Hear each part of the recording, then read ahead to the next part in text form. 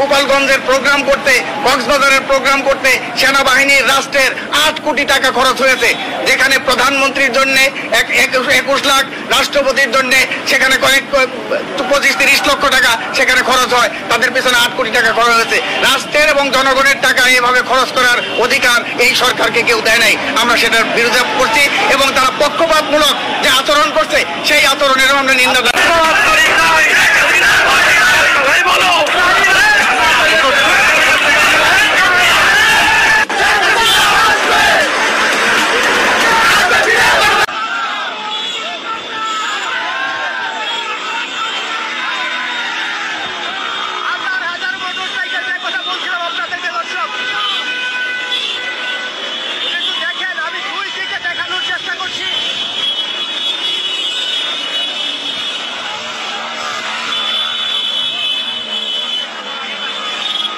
আগস্টের আগেই ডক্টর মোহাম্মদ ইউনূস সরকারের পতন ঘটে যেতে পারে, আওয়ামী লীগ এমন কোনো ধরনের অ্যাকশনে যেতে পারে।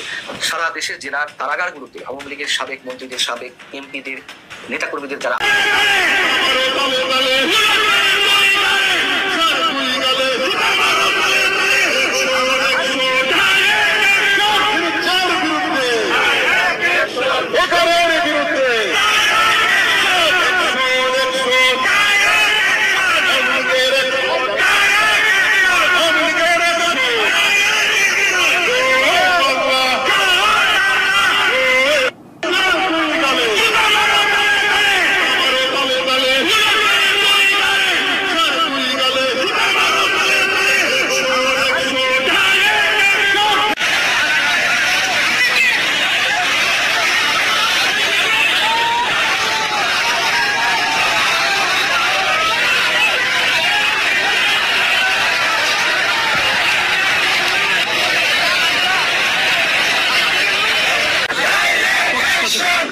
যারা নিহত হয়েছেন তাদের মাধ্যমে আমরা